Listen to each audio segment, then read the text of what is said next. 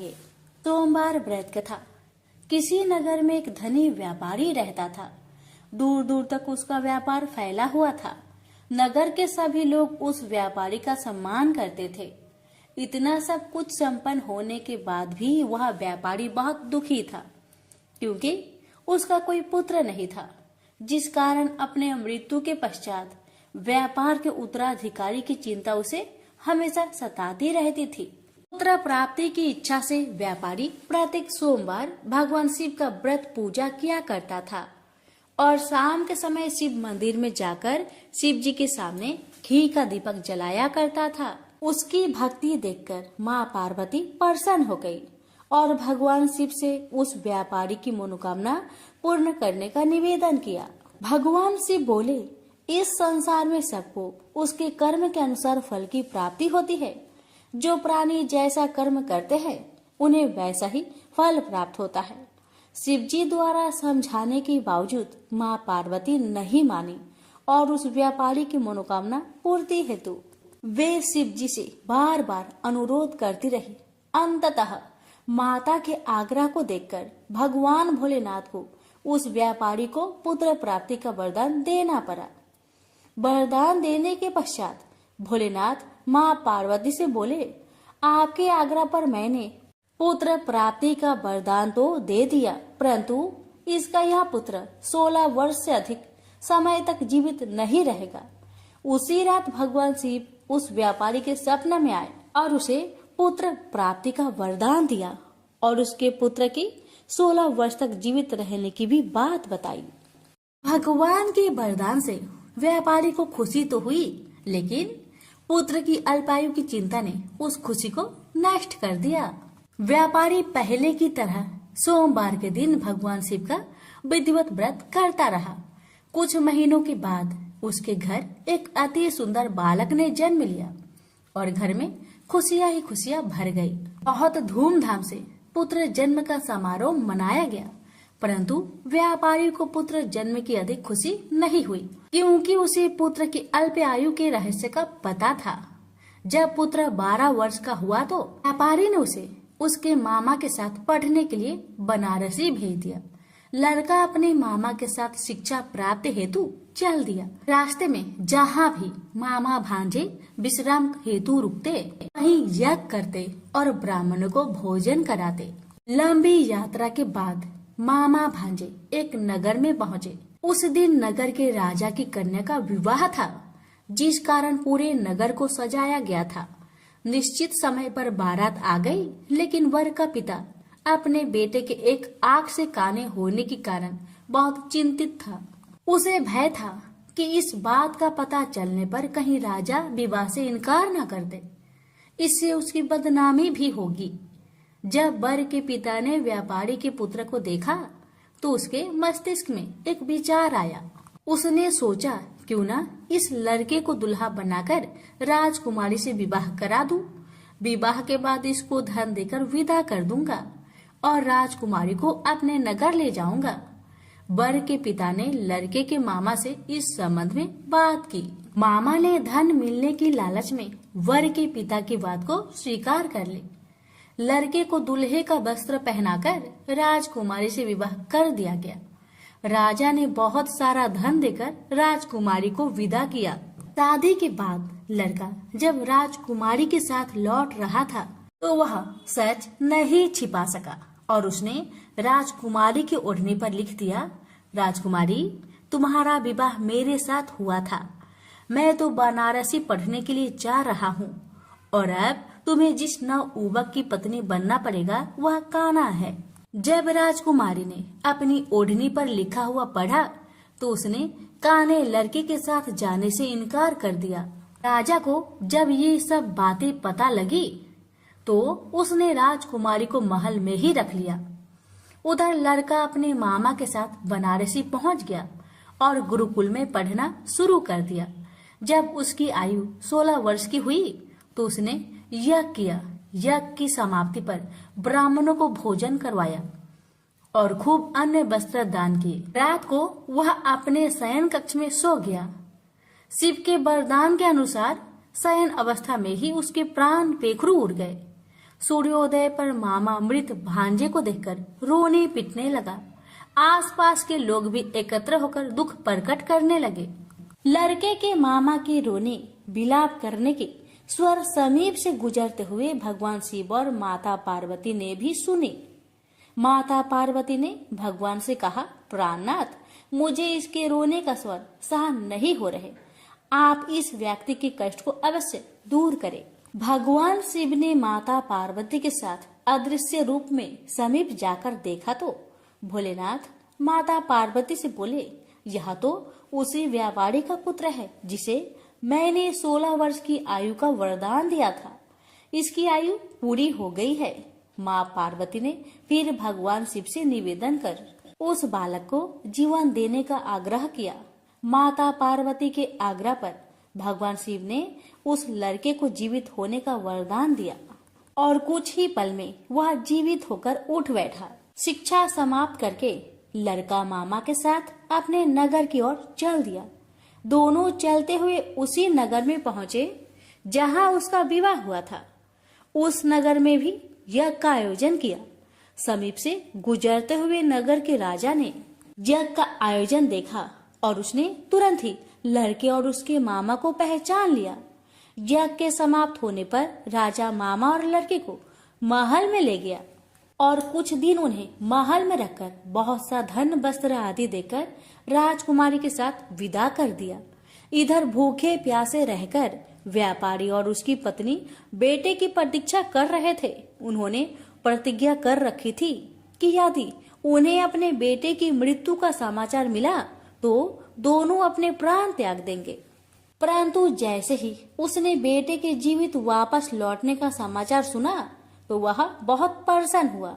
वह अपनी पत्नी और मित्रों के साथ नगर के द्वार पर पहुंचा। अपने बेटे के विवाह का समाचार सुनकर पुत्र वधू राजकुमारी को देखकर उसकी खुशी का ठिकाना न रहा। उसी रात भगवान शिव ने व्यापारी को सपने में आकर कहा, हे श्रेष्ठी, मैंने तेरे सोमवार व्रत करने और व्रत कथा सुनने से प्रसन्न होकर तेरे पुत्र को लंबी आयु प्रदान की है। पुत्र की लंबी आयु जानकर व्यापारी बहुत प्रसन्न हुआ। शिव भक्त होने तथा सोमवार का व्रत करने से व्यापारी की सभी मनोकामनाएं पूर्ण हुई। इसी प्रकार जो भक्त सोमवार का विधिवत व्रत करते हैं और व्रत कथा सुनते हैं उनकी सभी इच्छाएं पूरी होती है। उनसे बोलिए उमापति शंकर भगवान की जय। मंगलवार व्रत कथा। एक समय की बात है, एक ब्राह्मण दंपति की कोई संतान नहीं थी, जिस कारण वह बेहद दुखी थे। एक समय ब्राह्मण वन में हनुमान जी का पूजा के लिए गया। वहां उसने पूजा के साथ महावीर जी से एक पुत्र की कामना की। घर पर उसकी स्त्री भी पुत्र प्राप्ति के लिए मंगलवार का व्रत करती थी। वह मंगलवार के दिन व्रत के अंत में हनुमान जी को भोग लगाकर ही भोजन करती थी। एक बार व्रत के दिन ब्राह्मणी ना भोजन बना पाई और ना ही हनुमान जी को भोग लगा सकी। उसने प्रण किया कि वह अगले मंगलवार को ही हनुमान जी को भोग लगाकर ही भोजन करेगी। वह भूखी प्यासी 6 दिन तक पड़ी रही। मंगलवार के दिन वह बेहोश हो गई। हनुमान जी उसकी निष्ठा और लगन को देखकर प्रसन्न हुए। उन्होंने आशीर्वाद स्वरूप ब्राह्मणी को एक पुत्र दिया और कहा कि यह तुम्हारी बहुत सेवा करेगा। बालक को पाकर ब्राह्मणी अति प्रसन्न हुई। उसने बालक का नाम मंगल रखा। कुछ समय उपरांत जब ब्राह्मण घर आया तो बालक को देखकर पूछा कि वह कौन है।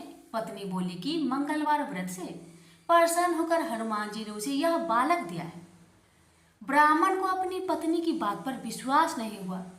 एक दिन मौका देख ब्राह्मण ने बालक को कुएं में गिरा दिया। घर पर लौटने पर ब्राह्मणी ने पूछा कि मंगल कहाँ है।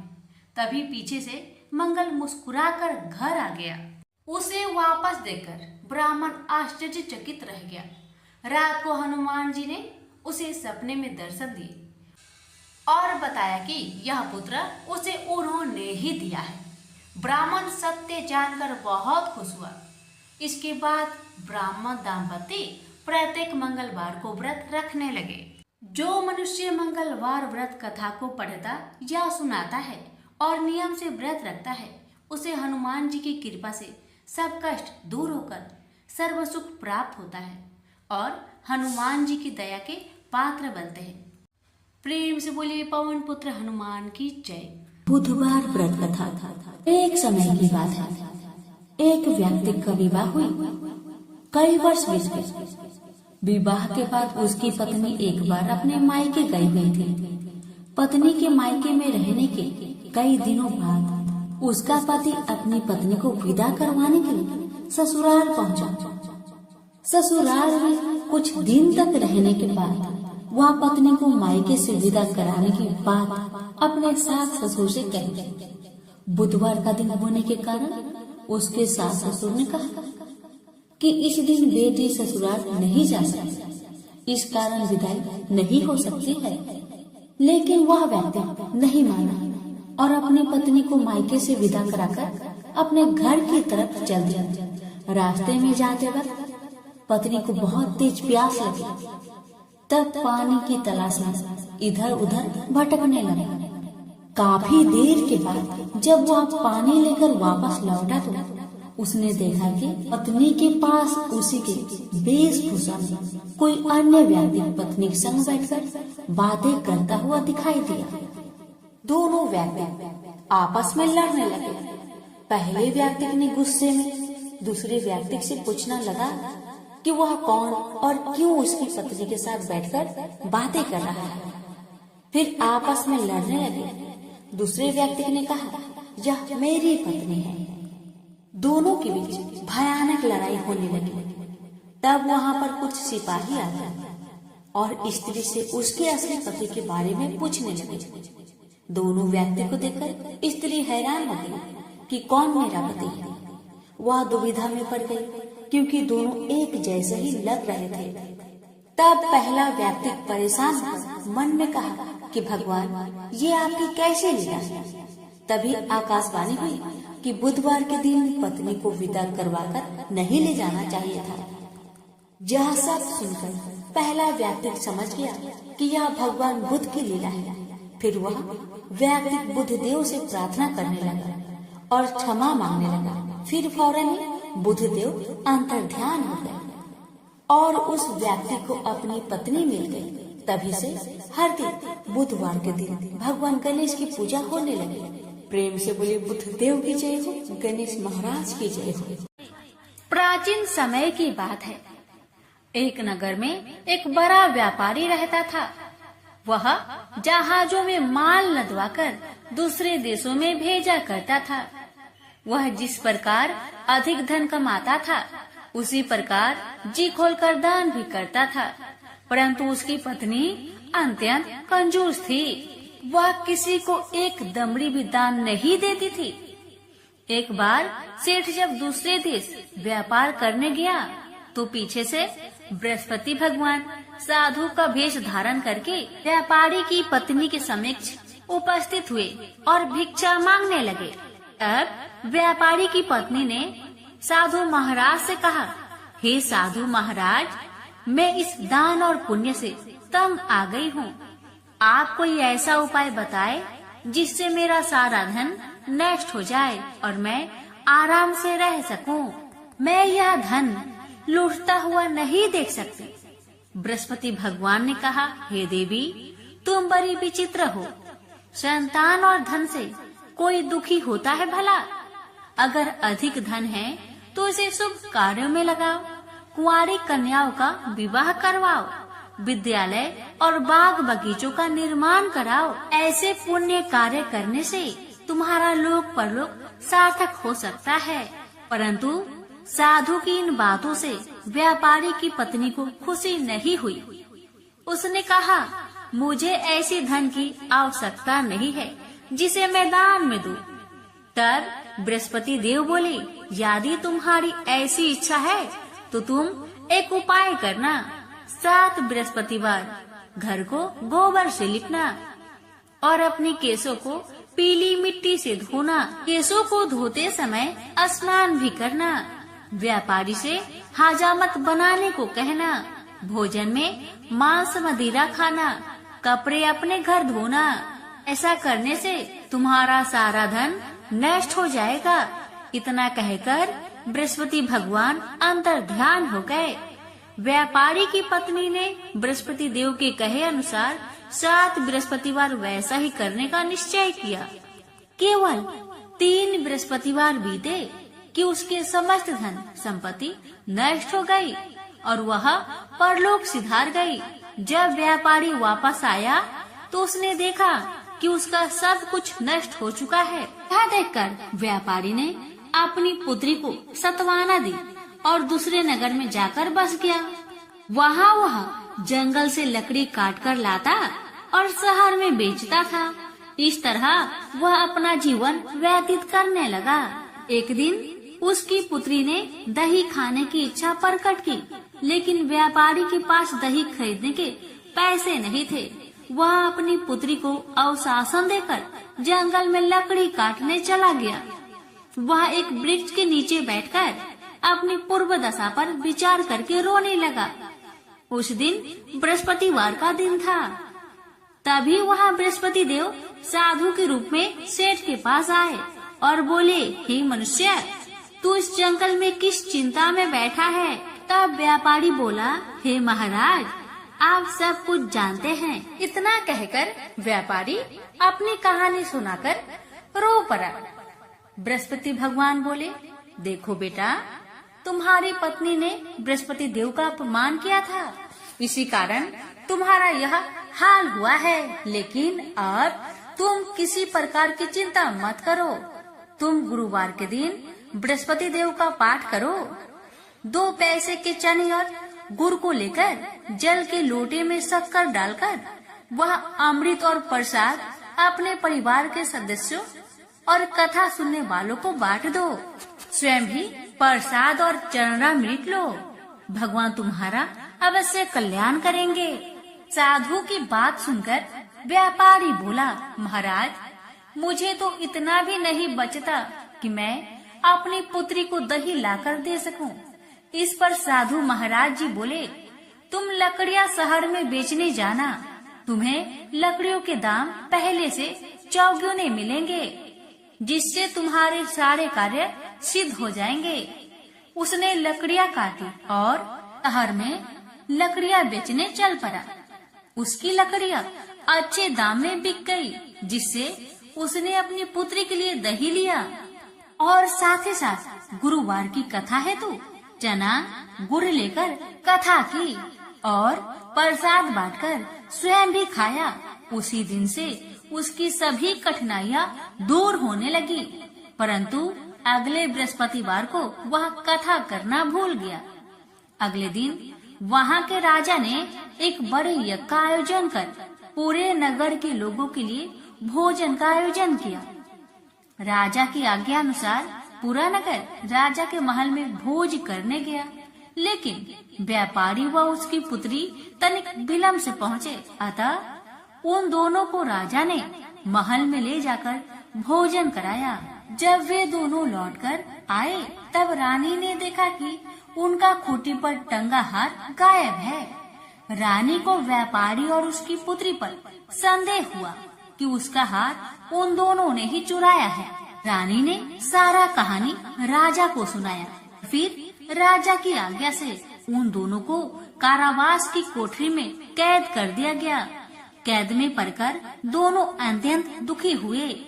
वहाँ उन्होंने बृहस्पति देवता को याद किया। बृहस्पति देव ने प्रकट होकर व्यापारी को उसकी भूल का आभास कराया और उन्हें सलाह दी कि गुरुवार के दिन कैद खाने के दरवाजे पर तुम्हें 2 पैसे मिलेंगे। उनसे तुम चने और मुनक्का मंगवाकर विधि पूर्वक बृहस्पति देवता का पूजन करो, तुम्हारे सब दुख दूर हो जाएंगे। बृहस्पतिवार को कैद खाने के द्वार पर उन्हें 2 पैसे मिले। बाहर सड़क पर एक स्त्री जा रही थी। व्यापारी ने उसे बुलाकर गुड़ और चने लाने को कहा। इस पर वह स्त्री बोली, मैं अपनी बहू के लिए गहने ले जा रही हूँ, मेरे पास समय नहीं है। इतना कहकर वह आगे चली गई। थोड़ी देर बाद वहाँ से एक और स्त्री निकली। व्यापारी ने उसे बुलाकर कहा कि हे बहन, मुझे बृहस्पतिवार की कथा करनी है, तुम मुझे 2 पैसे का गुड़ और चना लाकर दो। बृहस्पति देव का नाम सुनकर वह स्त्री बोली, भाई मैं तुम्हें अभी गुड़ और चना लाकर देती हूँ। मेरा इकलौता पुत्र मर गया है, मैं उसके लिए कफन लेने जा रही थी, लेकिन मैं पहले तुम्हारा काम करूँगी और उसके बाद मैं अपने पुत्र के लिए कफन लाऊंगी। वह स्त्री बाजार से व्यापारी के लिए गुड़ चना ले आई और स्वयं भी बृहस्पति देव की कथा सुनी। कथा समाप्त होने पर वह स्त्री कफन लेकर अपने घर गई। घर पर लोग उसके पुत्र की लाश को राम नाम सत्य है कहते हुए शमशान ले जाने की तैयारी कर रहे थे। स्त्री बोली, मुझे अपने लड़के का मुख देख लेने दो। अपने पुत्र का मुख देखकर उस स्त्री ने उसके मुंह में प्रसाद और चंद्रामृत डाला। प्रसाद और चंद्रामृत के प्रभाव से वह पुनः जीवित हो गया। पहली स्त्री जिसने बृहस्पति देव का निरादर किया था, वह जब अपने पुत्र की विवाह हेतु पुत्र वधू के लिए गहने लेकर लौटी और जैसे ही उसका पुत्र घोड़ी पर बैठकर निकला, वैसे ही घोड़ी ने ऐसी उछाल मारी कि वह घोड़ी से गिरकर मर गया। जहाँ देख स्त्री रो रो कर बृहस्पति देव से क्षमा याचना करने लगी। उस स्त्री की याचना से बृहस्पति देव साधु के वेश में वहाँ पहुंचकर कहने लगे, देवी तुम्हें अधिक विलाप करने की आवश्यकता नहीं है। यह बृहस्पति देव का अनादर करने का कारण हुआ है।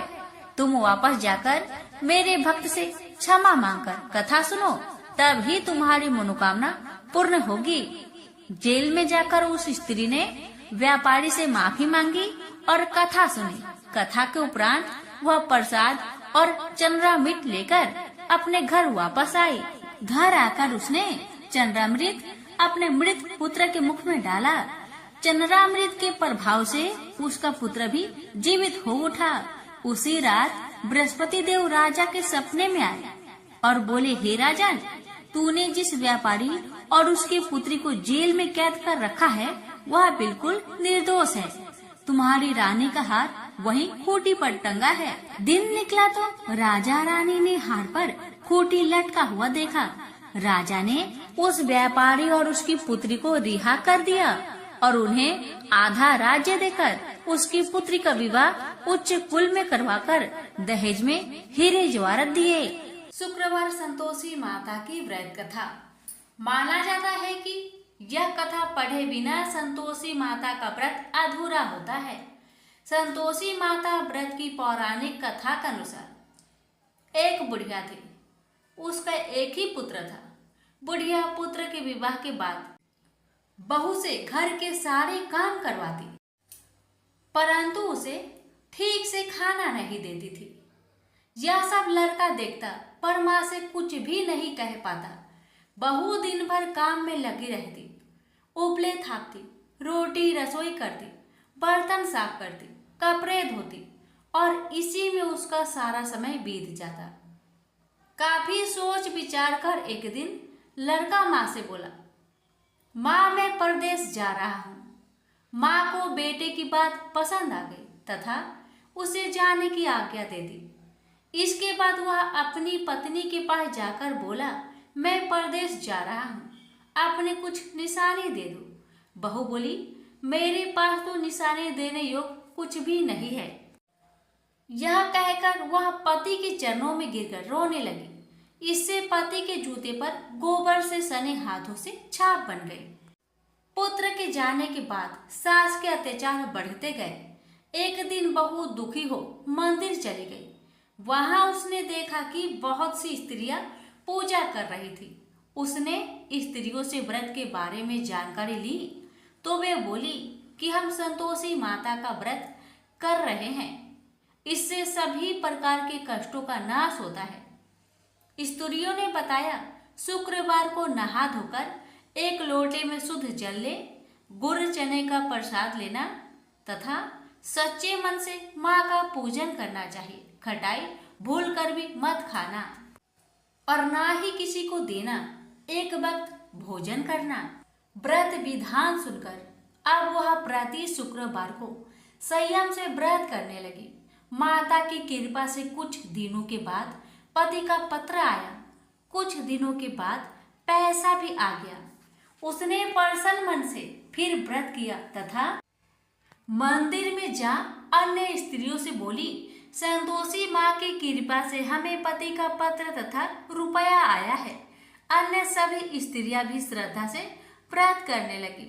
बहू ने कहा, हे माँ, जब मेरा पति घर आ जाएगा तो मैं तुम्हारे व्रत का उद्यापन करूंगी। अब एक रात संतोषी माँ ने उसके पति को स्वप्न दिया और कहा कि तुम अपने घर क्यों नहीं जाते? तो वह कहने लगा, सेठ का सारा सामान अभी बिका नहीं है, रुपया भी अभी नहीं आया है। उसने सेठ को सपने की सारी बात कही तथा घर जाने की इजाजत मांगी, पर सेठ ने इनकार कर दिया। माँ की कृपा से कई व्यापारी आए, सोना चांदी तथा अन्य सामान खरीदकर ले गए। कर्जदार भी रुपए लौटा गए। अब तो साहूकार ने उसे घर जाने की इजाजत दे दी। घर आकर पुत्र ने अपनी माँ व पत्नी को बहुत सारे रुपए दिए। पत्नी ने कहा कि मुझे संतोषी माता के व्रत की उद्यापन करना है। उसने सभी को न्योता दे उद्यापन की सारी तैयारी की। पड़ोस की एक स्त्री उसे सुखी देख ईर्ष्या करने लगी थी। उसने अपने बच्चों को सिखा दिया कि तुम भोजन के समय खटाई जरूर मांगना। उद्यापन के समय खाना खाते खाते बच्चे खटाई के लिए मचल उठे तो बहू ने पैसा देकर उन्हें बहलाया। बच्चे दुकान से उन पैसों की इमली खटाई खरीदकर खाने लगे तो बहू पर माता ने कोप किया। राजा के दूत उसके पति को पकड़कर ले जाने लगे तो किसी ने बताया कि उद्यापन में बच्चे ने पैसों की इमली खटाई खाई है। तो बहू ने पुनः व्रत के उद्यापन का संकल्प किया। संकल्प के बाद वह मंदिर से निकली तो राह में पति आता दिखाई दिया। पति बोला, इतना धन जो कमाया है उसका कर राजा ने मांगा था। अगले शुक्रवार के उसने फिर विधिवत व्रत का उद्यापन किया। इससे संतोषी माँ प्रसन्न हुई। 9 माह बाद चांद सा सुंदर पुत्र हुआ। अब सास बहू तथा बेटा माँ की कृपा से आनंद से रहने लगे। प्रेम से बोलिए संतोषी माँ की जय। एक ब्राह्मण को सपने में नीली घोड़ी पर नीले कपड़े पहने एक आदमी दिखाई देता है और कहता है, हे ब्राह्मण देवता, मैं तेरे लगूंगा। ब्राह्मण घबरा कर उठ गया। अगले दिन यही सपना उसे फिर आता है। यह सपना उसे रोज आने लगा। वह परेशान हो गया और चिंता के मारे दुबला होने लगा। उसकी पत्नी ने कारण पूछा तो उसने सपने के बारे में बताया। ब्राह्मणी बोली, वे अवश्य ही शनि महाराज होंगे। अब की बार देखे तो कहना लग जाओ, पर 1.15 पहर से ज्यादा मत लगना। उस दिन सपना आने पर ब्राह्मण ने कहा, लग जाओ, पर कितने समय के लिए लगोगे? शनि जी बोले, 7.5 वर्ष का लगूंगा। ब्राह्मण ने कहा, क्षमा करे शनि जी, इतना भारी तो मुझसे झेला नहीं जाएगा। तब शनि जी बोले, तो 5 वर्ष का लग जाऊंगा। ब्राह्मण बोला, यह भी मेरे लिए ज्यादा है। शनि जी बोले, 2.5 साल का लग जाओ। ब्राह्मण ने मना किया तो शनि जी कहने लगे, 1.25 पहर का तो लगूंगा ही। इतना तो कोढ़ी कलंगी भिखारी के भी लग जाता हूँ। तब ब्राह्मण ने कहा, ठीक है। ब्राह्मण को 1.25 पहर की शनि की दशा लग गई। ब्राह्मण ने नींद से जाकर ब्राह्मणी से कहा, मेरी 1.25 पहर शनि की दशा लग गई है, इसलिए मैं जंगल में जाकर यह समय बिताऊंगा। मेरे लिए खाने पीने का सामान बांध दे। मेरे पीछे से किसी से लड़ाई झगड़ा ना हो, इसका ध्यान रखना। ज्यादातर घर में ही रहना। बच्चों का भी ध्यान रखना। इस 1.25 पहर के समय में कोई गाली भी दे तो चुपचाप सुन लेना, बहस मत करना। यह सब समझाकर ब्राह्मण जंगल में चला गया। जंगल में ब्राह्मण एक पीपल के पेड़ के नीचे बैठ गया और हनुमान जी का पाठ करने लगा। 1 पहर बीत गया। ब्राह्मण ने सोचा बाकी बचा समय रास्ते में बीत जाएगा, इसलिए वहां से चल दिया। रास्ते में एक बाड़ी में मतीरे लगे देखे। माली से एक मतीरा खरीदा। पोटली में बांधा और आगे बढ़ा। आगे एक आदमी मिला जो असल में शनिदेव थे। ब्राह्मण से पूछा, पोटली में क्या है? उसने कहा, मदिरा है। शनिदेव बोले, दिखाओ। ब्राह्मण ने पोटली खोली। उसमें राजकुमार का कटा हुआ खून से लथपथ सिर दिख। शनिदेव ब्राह्मण को राजा के पास ले गए और कहा कि इस ब्राह्मण ने राजकुमार की हत्या कर दी है। इसके पास पोटली में राजकुमार का सिर है। राजा ने कहा, मैं यह नहीं देख सकता, इस ब्राह्मण को सूली पर चढ़ा दो। राजा के यहाँ हाहाकार मच गया। ब्राह्मण को सूली पर चढ़ाने से पहले पूछा गया कि उसकी कोई आखिरी इच्छा हो तो बताए। ब्राह्मण ने सोचा, किसी तरह 1.25 पहर पूरा करना होगा। उसने कहा, वह रोज बालाजी की कथा सुनता है। मरने से पहले अंतिम बार बालाजी की कथा सुनना चाहता हूँ। ब्राह्मण को कथा सुनाने का प्रबंध किया गया। कथा कहते कहते 1.25 पहर पूरा हो गया। शनि की दशा टलते ही राजकुमार शिकार खेल कर लौटता हुआ दिखाई दिया। राजकुमार को आता देख राजा बहुत खुश हुआ, लेकिन उसे निर्दोष ब्राह्मण की हत्या का दोष लगने का डर सताने लगा। उसने तुरंत घुड़सवार सैनिकों को ब्राह्मण को आदर सहित ले आने के लिए भेजा। ब्राह्मण राज दरबार में आया तो राजा ने क्षमा मांगी और पोटली दिखाने के लिए कहा। पोटली खोली तो उसमें मदिरा था। राजा ने इन सब के बारे में पूछा तो ब्राह्मण ने बताया, मुझे 1.25 पहर की शनिचर की दशा लगी थी, इस कारण यह सब तमाशा हुआ। राजा ने पूछा, यह दशा कैसे टलती है? ब्राह्मण बोला, राजा, ये सेठ के लगे तो काला हाथी या काला घोड़ा दान करे, गरीब के लगे तो पीपल की पूजा करे। तब बोले, साचा शनिचर कहिए, जाके पाओ सदा ही पढ़िए। शनि की कहानी सुने, तिल का तेल और काला उड़द दान करे, काले कुत्ते को तेल से चूपर कर रोटी खिलाए तो शनिचर की दशा उतर जाती है। राजा ने उसे मदिरा वापस दे दिया। घर आकर ब्राह्मण ने मदिरा काटा तो उसके बीज की जगह हीरे मोती निकले। ब्राह्मणी ने पूछा, यह कहाँ से लाए?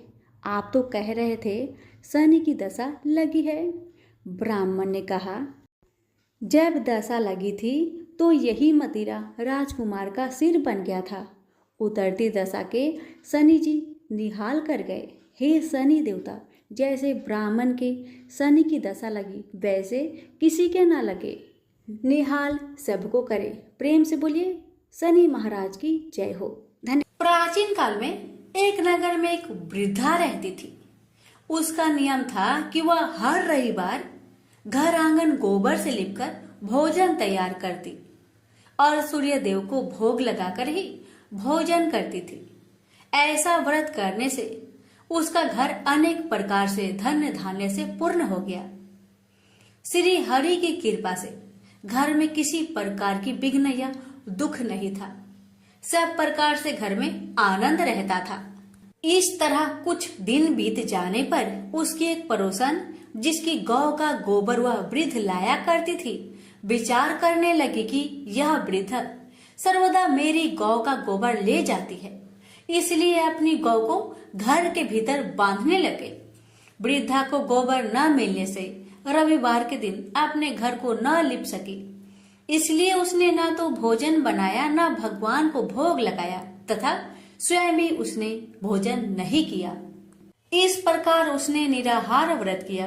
रात्रि हो गई और वह भूखी सो गई। रात्रि में भगवान ने उसे स्वप्न दिया और भोजन न बनाने तथा लगाने का कारण पूछा। वृद्धा ने गोबर न मिलने का कारण सुनाया। तब भगवान ने कहा कि माता, हम तुमको ऐसी गौ देते हैं जिससे सभी इच्छाएं पूर्ण होती है, क्योंकि तुम हमेशा रविवार को गौ के गोबर से लिपकर भोजन बनाकर मेरा भोग लगाकर खुद भोजन करती हो। इससे मैं खुश होकर तुमको वरदान देता हूँ।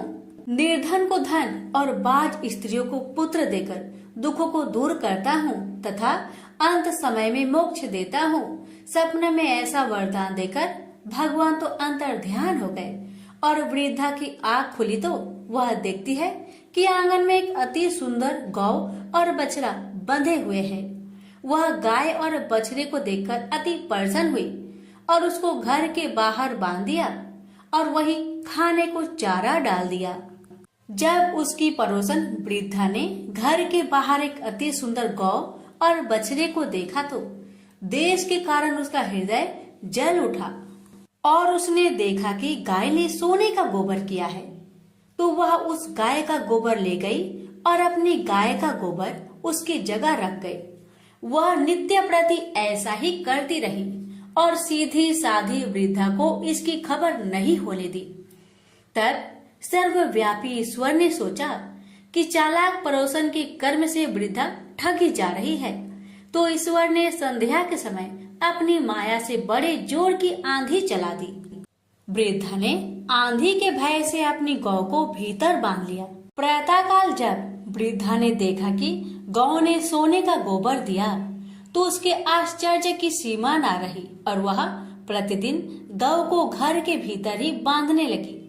उधर पड़ोसन ने देखा कि बुढ़िया गौ को घर के भीतर बांधने लगी है और उसका सोने का गोबर उठाने का दांव नहीं चलता, तो वह ईर्ष्या और डाह से जल उठी और कुछ उपाय न देखकर पड़ोसन ने उस देश के राजा की सभा में जाकर कहा, महाराज, मेरे पड़ोस में एक वृद्धा के पास ऐसा गौ है जो आप जैसे राजाओं के ही योग है। वह नित्य सोने का गोबर देती है। आप उस सोने से प्रजा का पालन करिए। वह वृद्धा इतने सोने का क्या करेगी? राजा ने यह बात सुनकर अपने दूतों को वृद्धा के घर से गौ लाने की आज्ञा दी। वृद्धा प्रातः ईश्वर का भोग लगा भोजन ग्रहण करने जा ही रही थी कि राजा के कर्मचारी गौ को खोलकर ले गए। वृद्धा काफी रोई चिल्लाई, किंतु कर्मचारियों के समक्ष कोई क्या कहता। उस दिन वृद्धा गौ के वियोग में भोजन न खा सकी और रात भर रो रो कर ईश्वर से गौ को पुनः पाने के लिए प्रार्थना करती रही। उधर राजा गौ को देखकर बहुत प्रसन्न हुआ, लेकिन सुबह जैसे ही वह उठा, सारा महल गोबर से भरा दिखाई देने लगा। राजा यह देख घबरा गया। भगवान ने रात्रि में राजा को सपने में कहा कि हे राजा, गाय वृद्धा को लौटाने में तेरा भला है। उसके रविवार के व्रत से प्रसन्न होकर मैंने उसे गाय दी थी। प्रातः होते ही राजा ने वृद्धा को बुलवाकर बहुत से धन के साथ सम्मान सहित गौ बछड़ा लौटा दिया। उसकी पड़ोसिन को बुलाकर उचित दंड दिया। इतना करने के बाद राजा के महल से गंदगी दूर हो गई। उसी दिन से राजा ने नगरवासियों को आदेश दिया कि राज्य की तथा अपनी समस्त मनोकामनाओं की पूर्ति के लिए रविवार का व्रत रखा करो। व्रत करने से नगर के लोग सुखी जीवन व्यतीत करने लगे। कोई भी बीमार तथा प्रकृति का प्रकोप उस नगर पर नहीं होता था। सारी प्रजा सुख से रहने लगे। प्रेम से बोलिए सूर्य नारायण की जय।